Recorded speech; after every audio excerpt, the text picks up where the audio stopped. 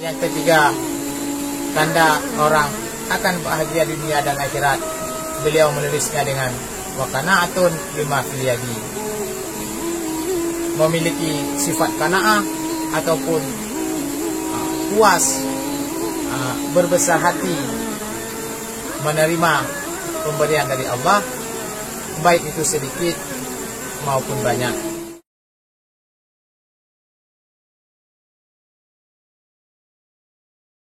Assalamualaikum warahmatullahi wabarakatuh. Alhamdulillahirabbil alamin, wassalatu wassalamu ala rasulillahi ajmain. Para pemirsa Cipupi dimanapun Anda berada, semoga Allah selalu meridai setiap langkah kita. Sebagai seorang muslim, tentu kita mengetahui, yakin serta percaya bahwa Nabi Muhammad SAW adalah orang nomor satu yang paling bahagia di dunia dan juga di akhirat. Sebagai umatnya, tentu kita ingin mengikuti jejak langkah beliau, yaitu bisa menjadi orang yang bahagia hidup di dunia dan juga hidup di akhirat. Pada video kali ini kita akan berbagi tips 3 tanda orang akan bahagia di dunia dan juga bahagia di akhirat, versi kitab Nasaidul Ibad karangan Syekh Muhammad Nawawi Ibnu Umar Al-Jawi Al-Bantani. Di dalam kitab tersebut beliau menulis, as'adun nasi mallahu qalbun alimun wa badanun sabirun wa qanaatun bima fil yadi. Tanda-tanda orang yang bahagia, yang pertama beliau menulis mallahu qalbun alimun. Pada orang tersebut itu memiliki hati yang alim.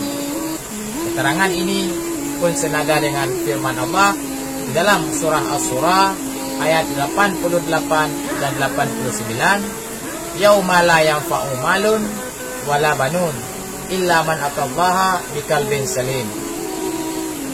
Pada hari itu, yaitu hari kiamat, la yanfa'u malun, tidak memberi manfaatlah harta, kebun yang luas, sawah yang membentang, emas yang bertumpuk, itu tidak akan memberi manfaat, wala banun, dan juga tidak memberi manfaat anakmu, baik itu dia seorang pejabat, seorang konglomerat, bahkan seorang kepala daerah, hingga menjadi kepala negara,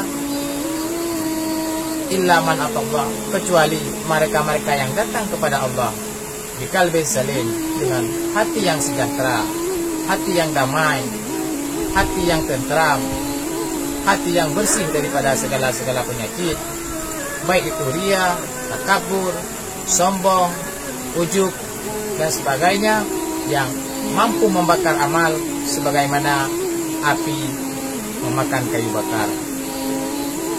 Tanda yang kedua, seorang akan bahagia di dunia dan akhirat, beliau menulisnya dengan wa badanun sabirun, dan badan yang sabar, yang selalu tegar menghadapi cobaan Allah. Dan keterangan ini pun searah dengan firman Allah dalam surah Al-Baqarah ayat 153, ya ayyuhallazina amanu ista'inu bis-sabri was-salah innallaha ma'as sabirin. Wahai orang-orang yang beriman, mohon pertolonganlah kepada Allah dengan sabar dan salat, sungguhnya Allah itu beserta orang-orang yang sabar. Sabar dalam menghadapi cobaan Allah, baik dari segi penyakit yang tidak sembuh-sembuh, dari segi ekonomi yang semakin membebani jiwa, sabar di dalam beribadah kepada Allah, selalu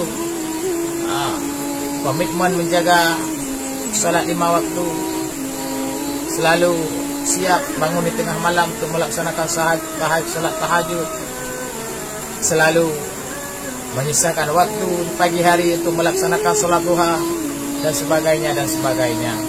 Dan yang ketiga adalah sabar di dalam menjauhi bermaksiat kepada Allah. Sabar untuk tidak melakukan perzinaan, sabar untuk tidak melaksanakan perjudian, dan sabar dalam menjauhi segala-segala perkara yang di situ dapat mengundang dosa sehingga menjadi murka Allah kepada kita. Dan yang ketiga, tanda orang akan bahagia di dunia dan akhirat, beliau menulisnya dengan wa qanaatun bima fil yadi, memiliki sifat qanaah ataupun puas, berbesar hati menerima pemberian dari Allah, baik itu sedikit maupun banyak. Keterangan ini pun seirama dengan firman Allah dalam surah Hud ayat 6, wa ma min dabbatin fil ardi illa 'ala Allahi rizquha wa ya'lamu mustaqarriha wa mustaudaha kullu fi kitabim mubin. Dan setiap makhluk Allah yang melata di bumi itu rezekinya telah dijamin oleh Allah, dan dia mengetahui tempat kediamannya dan tempat pemberiannya, karena semua itu telah tertulis di kitab yang nyata, yaitu Lauhul Mahfuz. Semua tentang kita itu telah lama tertulis di sana. Hari ini kita adalah aktor dengan skenario yang telah lama tertulis. Jadi tidak perlu berburuk sangka, tidak perlu menimbulkan rasa iri, tidak perlu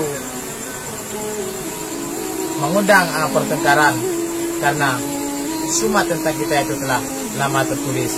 Tinta untuk itu telah kering dan semua lembaran telah terlipat rapi. Jadi mari jalani hari-hari dengan optimis, semangat, terus berusaha, karena takdir itu adalah sehabis-habis usaha.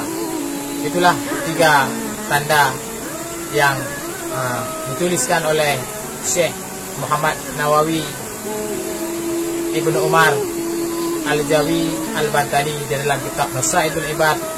Semoga kita termasuk ke dalam 3 golongan tersebut dan nantinya akan mendapatkan ridha Allah sehingga menjadi penghuni-penghuni surga. Amin ya rabbal alamin. Demikianlah yang mampu kita sampaikan. Lebih dan kurang kita mohon maaf. Assalamualaikum warahmatullahi wabarakatuh.